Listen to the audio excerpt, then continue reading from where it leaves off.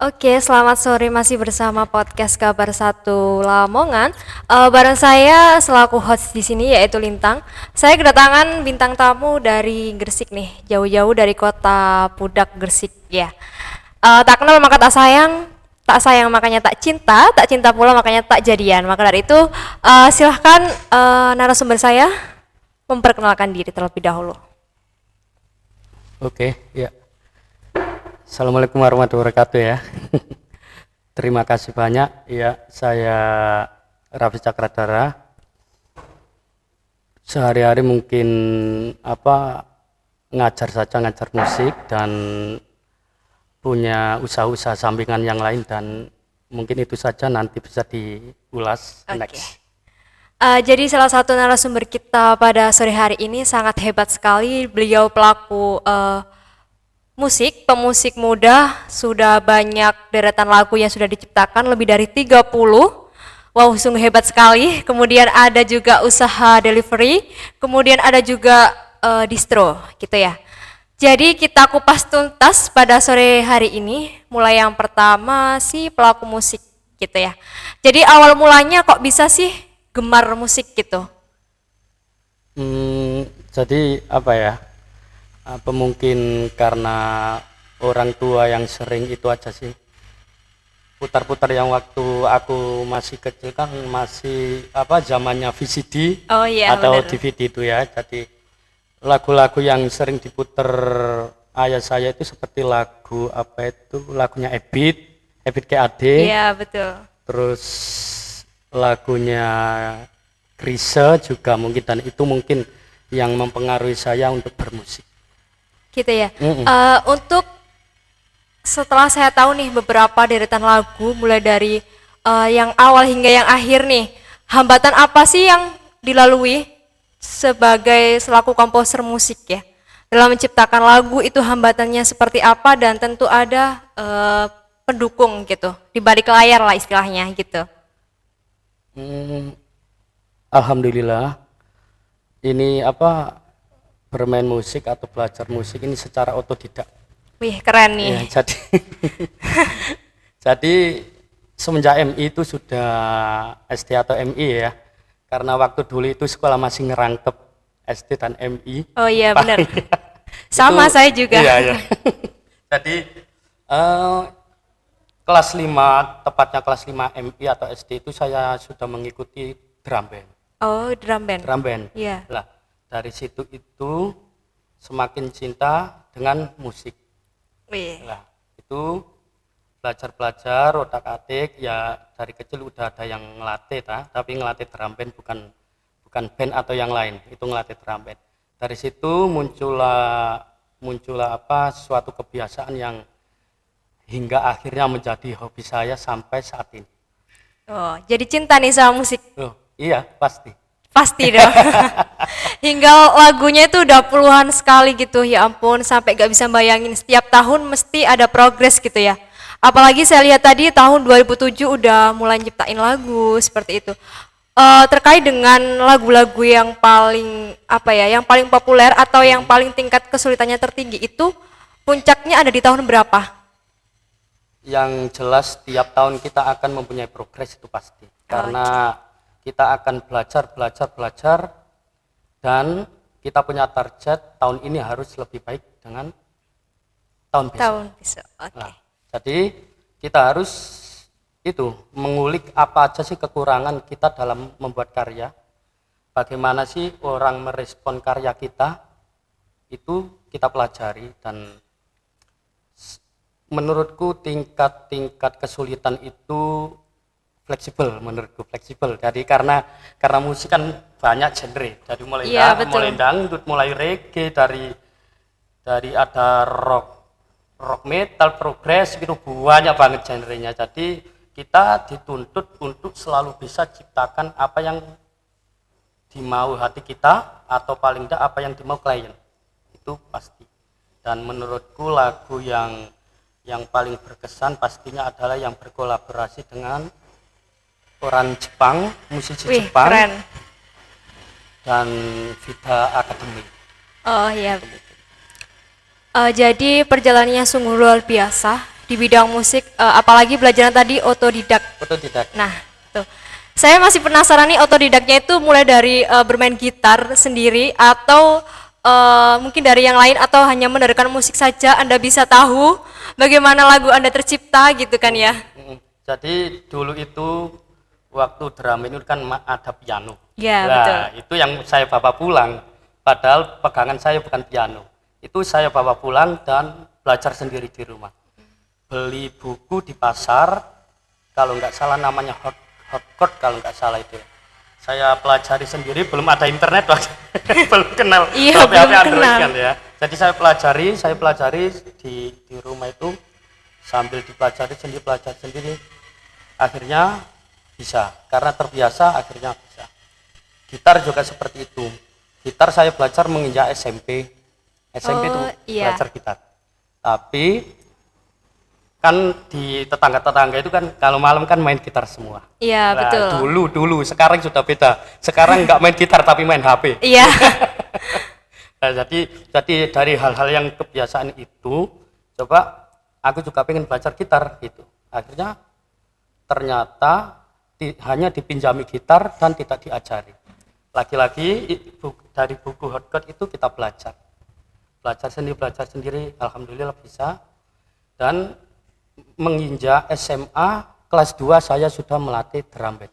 Oh, gitu ya. Ya, jadi sekolah sampingannya juga bekerja melatih drum band. Keren nih. Udah sekolah udah pinter cari cuan nih. Untuk yang terkait lagu-lagu tadi itu apa ya? Dalam satu lagu nih, paling lama itu berapa hari nyiptain? Atau enggak, kalau gitu ya satu minggu itu ada progres untuk nyiptain lagu enggak? Jadi untuk waktu itu menurutku tergantung mood kita aja sih. Oh, tergantung mood.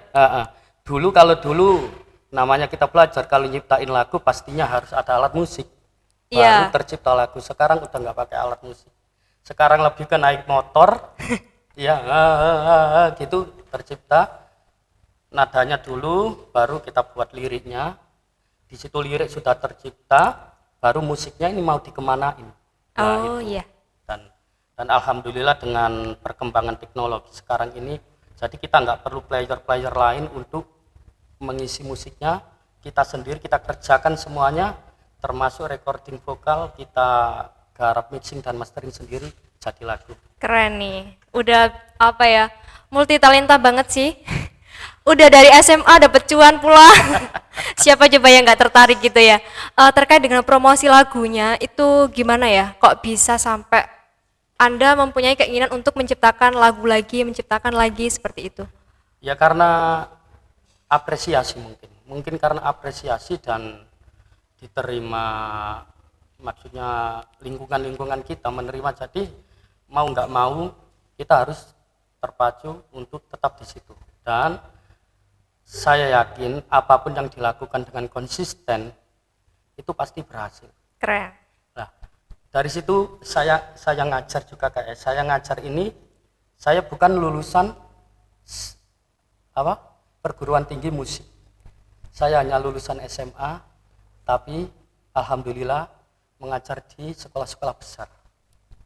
Keren nih. Dan ada 4 sekolah yang saya pegang dengan remaja kampung drum band. Jadi ada 5 lembaga yang saya pegang sekarang. Keren nih. Jadi bukan soal pendidikan yang mendorong seseorang itu untuk terus berusaha, melainkan gimana kemauan kita, keinginan kita dalam mencapai suatu target kesuksesan itu sendiri. Seperti itu berarti ya. Benar. Jadi ya tetap kita ngomongin pendidikan itu tetap penting, ya kan? Tapi tetap aja kembali ke skill masing-masing. Iya, betul. Itu sih. Jadi menurutku ya itu tadi, nggak ada yang sia-sia jika kita sudah niat dan konsisten. Ya, betul. Kuncinya satu, konsisten gitu ya. Konsisten. Dan juga tergantung mood seseorang pastinya. Kalau misal kita sedang patah hati, broken heart, mungkin lagu yang diciptakan juga patah hati, nggak mungkin dong lagunya happy dan lain sebagainya gitu kan ya. Apalagi sekarang itu banyak di seluruh Indonesia, Soviet Ambiernya itu wow, luar biasa sekali gitu ya. Ya, seperti almarhum Mas Didi Kempot itu juga kan beliau itu berkarya dari lama banget. Iya, betul. Kan? Dan ternyata ambiarnya baru tahun kemarin. Iya.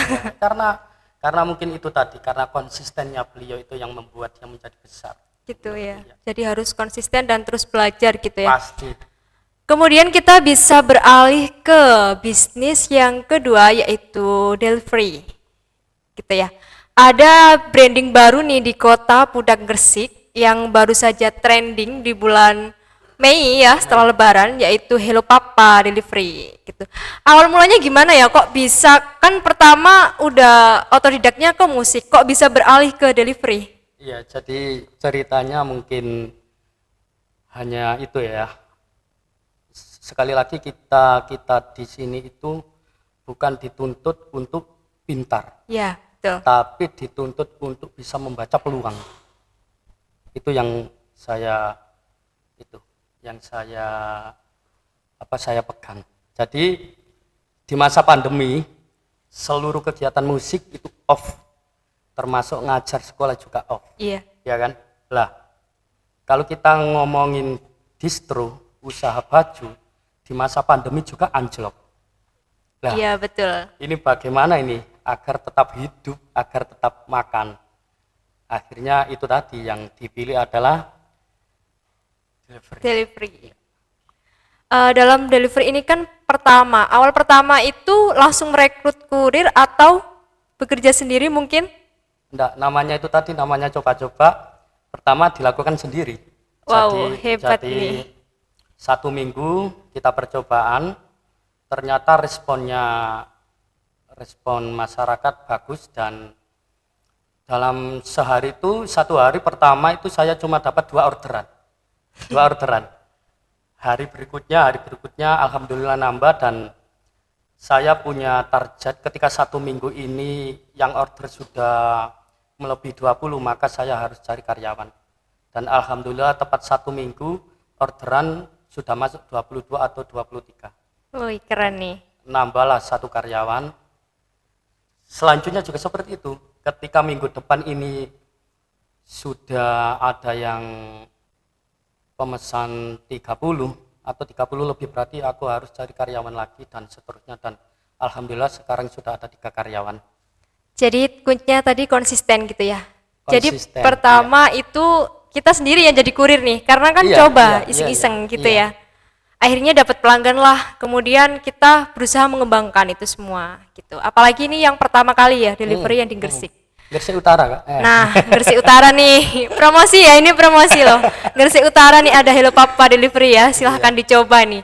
Untuk bagian promosi, jadi ini pemesanannya lewat admin, langsung pakai berarti WA bisnis. Hanya itu, tidak ada aplikasi, mungkin ada pengembangan selanjutnya.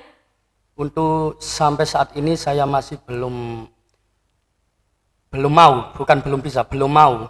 Kemarin sempat ada yang ingin memberikan secara gratis untuk aplikasi, cuma saya masih mikir karena masyarakat di tempat saya itu adalah masyarakat yang bebal, yang kolot, maksudnya itu nggak mau ribet. Intinya nggak mau ribet, instan, cepat, dan itu adalah tantangan kita di situ. Gitu ya. Iya, karena apa? Karena ketika customer itu WA kita, yang muncul adalah form, nama, pesanan, alamat, dan nomor WA. Itu aja sulit untuk menulis. Iya, betul. Apalagi download aplikasi dulu, itu dia. Jadi masih belum bisa ke arah sana.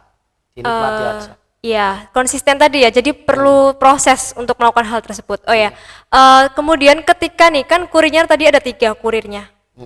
Kemudian ada full orderan nih misalnya dalam 1 hari. Nah, itu apa yang dilakukan admin dalam mengelola si WA tadi? Bagaimana caranya kita tidak menolak pelanggan? Kan kita tidak mau nih mengecewakan konsumen dan lain sebagainya gitu. Jadi 3 kurir itu kita maksimalkan dengan baik. 1 kurir tidak hanya membawa 1 orderan atau 1 pesanan orang. Jadi langsung rangkap 3. Keren nih. Dan estimasi waktu kita sebelum 30 menit harus sudah sampai, itu wajib. Jika belum sampai, kita akan kembalikan uangnya. Itu komitmen kita. Dan ketika ada salah orderan dari kami, kita wajib menggantinya tanpa syarat. Wih, keren nih. Dalam membangun delivery ini sudah berapa kedai yang bekerja sama dengan Hello Papa Delivery ini?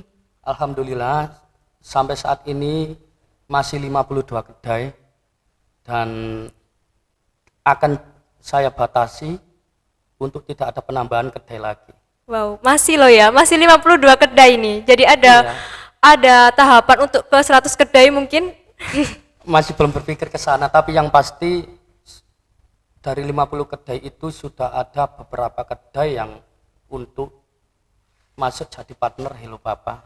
Wih, keren. Iya, tapi masih tetap aja masih antri karena kita juga mikir biaya ongkos kirim kita ke area hanya 2.000 saja ketika mitra, maka untuk saat ini saya tidak ingin menambah mitra lagi.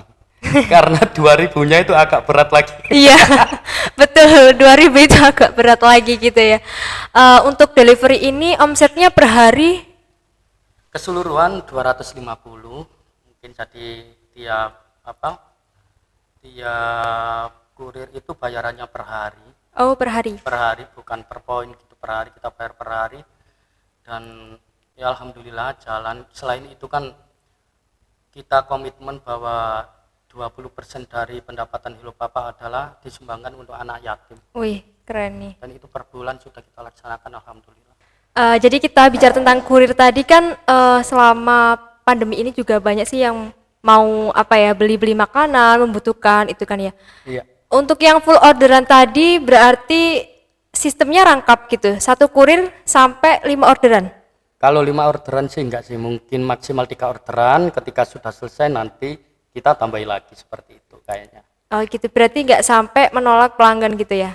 Diusahakan enggak menolak. Nah, itu kan. Iya. Apalagi sekarang juga musim hujan gitu loh. Nah, ini yang paling paling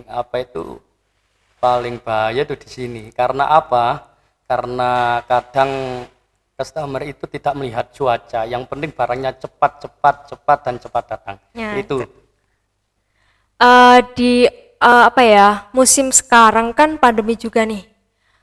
Terik matahari juga begitu panas sekali kalau apalagi di daerah utara sana gitu kan ya. Jadi saya mau ngenalin produk. Oke, boleh. Ini dari KF Beauty. Jadi ini buat kurirnya atau buat masnya juga bisa nih, bisa biar tambah ganteng ya. Coba. Jadi ini tuh ada produknya KF Beauty, ada lotion. Kemudian dan juga ada nanti untuk wajah moisturizer. Nih bisa dicoba nih masnya nih. Coba. Bisa dilihat terlebih dahulu ya. Untuk yang Coolman Lotion itu bisa mencerahkan, kemudian meratakan warna kulit juga. Ada juga menutrisi kulit dan juga kulit menjadi lebih halus gitu nih. Jadi itu buat tangan, biar kurirnya ini kalau kena sekitar matahari nggak tambah menghitam gitu ya, biar cerah gitu. Karena memang di sana kan daerah laut. Nah, betul, pas sekali ini cocok. Nah, betul. Harganya gimana nih ya? Nah, untuk yang harganya sendiri kita ada promo nih. Jadi kita beli 3 produk aja, satu produk itu 50.000, udah dapat member. Udah bisa jadi member gitu ya. Keren banget. Nah, ya. Keren lah ini buat masnya juga cocok nih. Habis ini pulang langsung beli gitu ya. Siap. Untuk yang moisturizer sendiri itu manfaatnya ada mencerahkan, ada melembabkan kulit, ada menghindari dehidrasi kulit juga, kemudian kontrol sebumnya gitu. Jadi diwajib nih kurirnya beli gitu. Iya, dimulai dari adminnya nih. Ya, iya, admin. Jadi untuk semuanya nih yang ada di sini bisa langsung beli produknya loh. Murah aja kok, cuma 50.000. Beli 3 udah bisa jadi member gitu ya. Cobain, harus wajib wajib. Ya. Kalau nggak dicoba nggak tahu nih khasiatnya gimana ya. Nah, betul sekali. Jadi ini juga bisa jadi target untuk kurirnya. Mungkin ada yang mau pesen nih. Oh, boleh. Gitu. Ya. Jadi nanti diantar nih sama kurir Hello Papa gitu ya. Jadi sambil promosi juga sambil pakai, mungkin nanti konsumnya malah banyak nih gitu. Ya boleh juga ini boleh. Ini obat ganteng pasti. Nah, betul, obat ganteng masyarakat nih. Khususnya daerah Gresik kan laki-laki kan juga nggak mau kalah dong. Nah, kayak perempuan gitu ya. Perempuan sekarang udah glowing. Laki-laki juga nggak mau kalah dong. Harus gitu. glow up harus. Nah, glow up. Jadi kita bicara kembali ke delivery tadi. Jadi omsetnya sehari itu bisa mencapai 250 rata-rata. Nah, pernah nggak dalam satu orderan itu satu hari nggak dapat orderan sama sekali mungkin? Alhamdulillah belum pernah. Dan mungkin di bawah biasanya mungkin iya, tapi alhamdulillah masih stabil terus. Oh gitu ya, berarti masih stabil. Jadi belum pernah tidak sama sekali mendapat orderan gitu. Jadi saya harapkan lancarlah usahanya. Amin. Nanti juga saya kalau ke Gresik langsung ke Hello Papa Delivery, biar nggak pakai lama-lama nih, gitu ya. Kemudian ada juga nih, masnya ini nggak kalah keren loh ternyata. Ada juga brandingnya distro, gitu. Gimana ceritanya kalau udah pelaku musik, kemudian udah juga delivery, kok kenapa sekarang pakai distro lagi nih? Iya. Karena selain kita mempunyai pekerjaan utama, pastinya harus ada sampingan ya, dan sampingan. Nah, tapi tetap kita harus prioritas salah satu. Nah, mungkin yang saya fokusi dulu adalah ngajar di sekolah-sekolah. Jadi untuk store-nya itu ya fleksibel. Jadi kadang kalau waktu senggang ya kita buka, kalau kita masih di sekolah ya mungkin close gitu. Jadi kita bicara dengan skala prioritas nih. Dari ketiga ini skala prioritas mana yang paling Anda prioritaskan ya? Kayak pilih jodoh ya ini ya. Iya kan tetap usaha itu juga harus kita cintai kan. Iya, kalau nggak kita cintai nggak bisa menghasilkan apa-apa itu. Ya betul. Kuncinya cinta. Cintai produk dalam negeri dulu, baru nanti kita beralih ke luar negeri itu boleh. Iya. Jadi mungkin yang tetap di rating pertama adalah ngajar di sekolah, yang nomor 2 adalah Hello Papa, dan nomor 3 yaitu distronya. Karena tetap saja kita hanya satu, ya kan? Pikiran kita nggak mungkin bisa terpecah belah seperti itu, dan sukses semua nggak mungkin, pasti ada yang kalah salah satu. Jadi ya udah kita nikmati aja apa yang kita lakukan, apa yang kita punya ya dinikmati aja sih menurutku. Ya, karena usaha itu nggak mungkin mengkhianati hasil gitu ya. Pada dasarnya gitu sih. Untuk yang distro ini karyawannya ada berapa ya kalau boleh tahu? Karyawannya itu mungkin kadang hanya satu saja, karena saya cari karyawan mungkin pas di waktu-waktu orang yang mencari baju. Seperti menjelang hari raya itu pasti. Tapi kalau untuk biasa-biasa gini kita pasti tahu semua, toko baju ya gitu, biasa-biasa aja menurutku. Pernah nggak dalam satu hari mungkin nggak ada pelanggan yang mau join ke distro mungkin? Pasti pernah, semuanya pasti pernah. Karena toko baju itu bukan kebutuhan pertama untuk kita, jadi hal-hal semacam itu ya itu tadi kita buat sampingan aja sih menurutku. Jadi menurutku pribadi, nggak tahu ini kalau orang lain yang memang fokusnya hanya di toko baju ya mungkin beda lagi pandangannya. Untuk omset rata-rata per bulan kalau distro itu berapa ya? Kalau distro itu paling enggak rata-rata masih keluar 3 juta. Wih, keren nih. Kan sekarang distro ini lagi booming ya. Kemudian untuk yang kalau semisal nih kan tren ya, apalagi baju tentu ada update gitu. Nah, kalau semisal nih ada baju yang udah nggak update, istilahnya udah diasingkan nih dari kalangan umum misalkan, udah nggak zamannya nih sekarang. Nah itu gimana prosesnya? Disimpan dulu baru nanti kita keluarkan kembali atau kita flash sale langsung? Bisa seperti itu juga, tergantung situasi juga. Kalau memang ini barang sudah lama banget ya paling enggak kita diskon habis-habisan seperti itu. Biar barang keluar dan ganti yang baru, ya seperti itu aja sirkulasinya sih menurutku. Jadi kalau baju sih enggak terlalu pusing, dalam arti kalau enggak habis tahun ini ya tahun depan insya Allah keluar semua. Gitu. Keren nih. Ini ada schedule, kalau misal nggak laku sekarang bisa laku besok gitu. Pasti. Jadi untuk yang distro ini hanya sampingan aja nih. Sampingan. Iya, sampingan karena cuannya udah banyak gitu ya. Cuannya nggak lebih dari satu loh ini. Amin. Dari sekolah kemudian ada lagi tadi delivery gitu kan ya. Udah banyak nih. Untuk penambahan karyawan dari distro itu sendiri, apakah terdapat kalau semisal nih kan pada lebaran nih, lebaran hari raya. Tentu kan nggak mungkin nih karyawannya cuma satu gitu ya. Nanti pusing nih uangnya nih kembalian berapa gitu. Pernah nggak dalam satu lebaran itu karyawannya nambah atau nggak gitu sampai full gitu? Cuma mungkin 2 saja, 3 sama saya. Jadi saya akan tetap mengawasi itu di waktu-waktu orang mencari baju. Karena kalau kita jaga saja, cari orang yang jaga saja, itu mungkin kurang. Karena orang yang jaga itu kebanyakan sekarang itu bukan sales. Iya. Ya, itu lah. Iya, Orang betul. beli baju itu juga harus ada salesnya, Iya. apapun itu ya kan. Jadi kalau nggak mau beli ya kita bujuk bagaimana produk kita harus keluar gitu. Untuk promosi dalam distro ini menggunakan promosi offline saja, apa ada online mungkin Instagram? Kalau nggak gitu sekarang kan boomingnya TikTok nih. Mungkin pas endorse-nya pakai bajunya masnya distro, kemudian endorse di TikTok gitu. Ya jadi bukannya kita nggak memanfaatkan media sosial ya, tapi itu tadi masalahnya satu, waktu saya mungkin terbatas, itu satu, dan nomor 2 adalah orang-orang sudah terbiasa masuk di toko, ya udah di toko aja. Jadi ya wis andelin offline aja sih menurutku. Oh iya, jadi rezeki itu nggak bakal kemana Nah, gitu ya? itu dia, itu yang perlu digaris bawahi. Karena orangnya juga satu, mau gimana lagi masa bisa jadi 3, nggak mungkin gitu ya, gitu. Sungguh luar biasa narasumber pada sore hari ini, multi talenta banget ya, udah musik iya, kemudian bisnis iya, apalagi distro juga iya. Ini pikirannya apa nggak oleng nih ya dalam 1 bulan mikirin omsetnya, kemudian kurirnya, wih cuannya banyak nih, bisa dilirik dong. Itu aja Tetap masih jangan kurang lupa lah nih, ya. masih Itu kurang. masih kurang, iya. Nah, karena paling enggak saya harus punya produk makanan Wih keren atau nih. enggak kafe. Itu target next tahun depan. Semoga segera tersemogakan ya Iya, ini. amin, amin, Nanti amin. undang saya ke sana ya.